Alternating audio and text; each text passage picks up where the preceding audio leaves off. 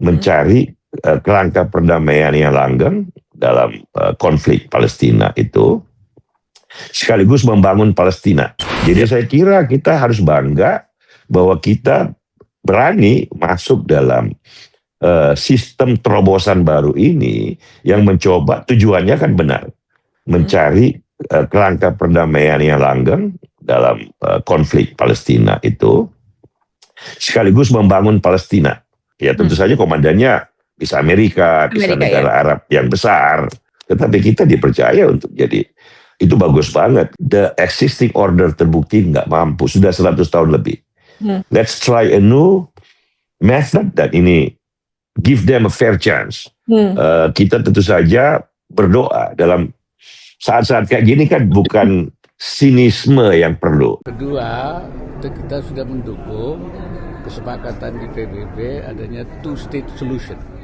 Nah, jadi sepanjang mengarah ke sana, itu saya kira tidak menjadi masalah. Ya, moderat, tidak tasyadudi, tidak juga tasahuli, dan juga paham yang tapi tetap tatawuri namanya, tapi dinamis, dan manhaji yang bermanhaj.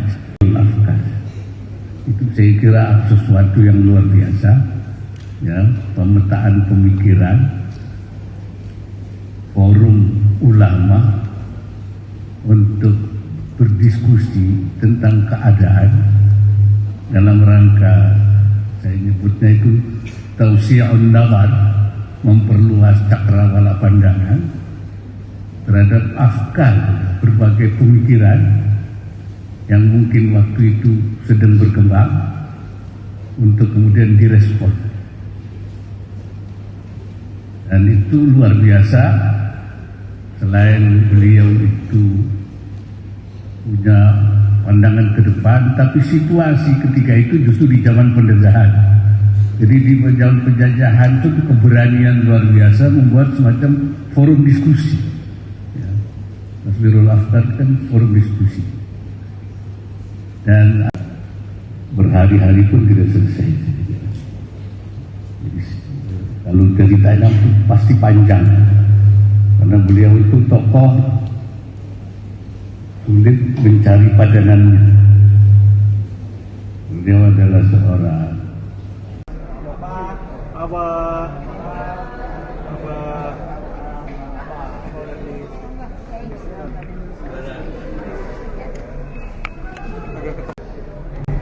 Ya Pak, soal acara tadi Pak, mungkin bisa dijelasin sedikit Pak tentang sosok apa? Ya, ke Wahab itu saya kira tokoh langka.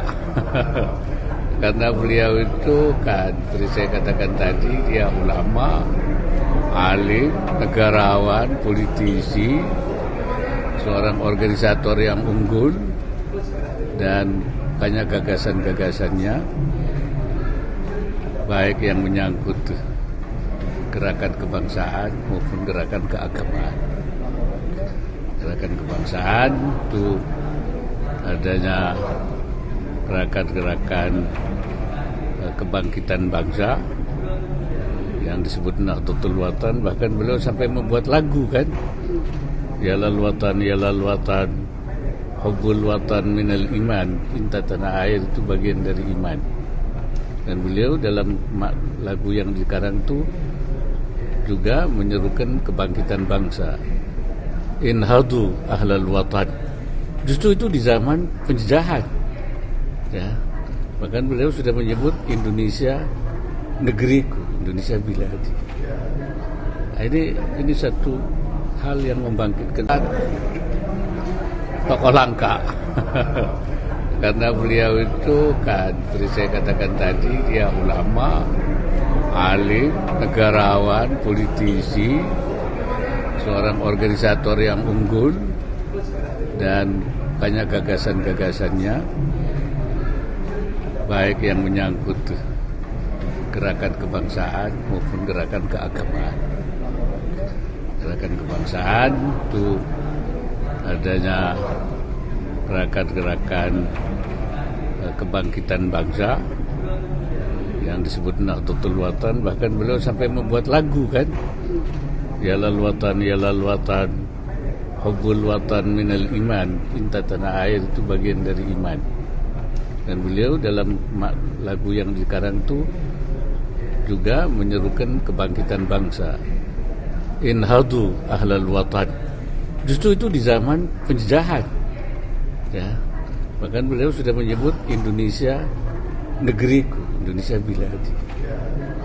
Nah, ini satu hal yang membangkitkan semangat para kiai, para ulama, para santri untuk berjuang membangun negara. Nah, kemudian dalam masalah keagamaan, dialah bersama Hadratus Yasir membangun Nahdlatul Ulama. Jadi untuk menjaga faham moderat yang tidak ekstrim dan tidak juga liberal, jadi dijaga paham keagamaannya seperti paham keagamaan yang diajarkan oleh para pendahulunya menghadapi perubahan-perubahan yang terjadi. Terus menjaga negara dari berbagai anasir-anasir yang akan merusak. Bahkan sampai beliau sampai merdeka pun beliau menjaga.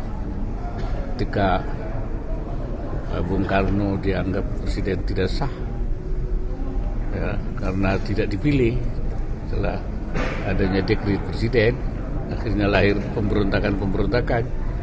Wahab lah yang membuat satu apa yang disebut bahwa Bung Karno adalah presiden sah dengan pemberian gelar atau status secara keagamaan yang disebut sebagai waliul amri daruri bisyaukah, karena supaya sah dan tidak ada pemberontakan di dalam menjaga NKRI. Jadi seperti itu yang menurut saya jadi perannya dalam menjaga agama dan menjaga negara selama hidupnya beliau curahkan untuk menjaga agama dan menjaga negara. Saya kira itu. Ya. Mungkin ada nilai-nilai gitu. Ya, nilai-nilainya pertama itu menjaga persaudaraan sebangsa. Itu dijaga betul. Dan hubungannya mereka dengan pergerakan, walaupun beliau sebagai tokoh agama juga bersama-sama dengan kelompok nasionalis. Ya, dengan Budi Utomo, dengan apa itu semua. Gitu. Dan juga walaupun dalam Islam itu ada beberapa aliran, beliau juga mempelopori adanya persatuan kalangan umat Islam dengan melahirkan satu organisasi bersama namanya Majelis A'la Indonesia, MEAI. Jadi beliau seorang yang memiliki visi kebersamaan baik dalam sesama bangsa maupun sesama muslim. Saya kira itu. Ya. Terima kasih. Abah izin tanya satu isu lain. Abah, ini kan pemerintah kita bergabung ke Dewan agar Palestina merdeka. Yang kedua, kita sudah mendukung kesepakatan di PBB adanya two-state solution. Nah, jadi sepanjang mengarah ke sana, itu saya kira tidak menjadi masalah. Nah, tinggal lagi apakah forum ini membawa ke sana apa tidak. Nah, itu perlu pengkajian, saya kira perlu pembahasan. Ya. Saya kira itu. Ya. Bapak ucapkan selamat menjalankan pada seluruh siapa di seluruh dimanapun berada. Monggo. Assalamualaikum warahmatullahi wabarakatuh. Pada seluruh umat Islam, seluruh Indonesia dimanapun berada, saya mengucapkan selamat memasuki ibadah puasa.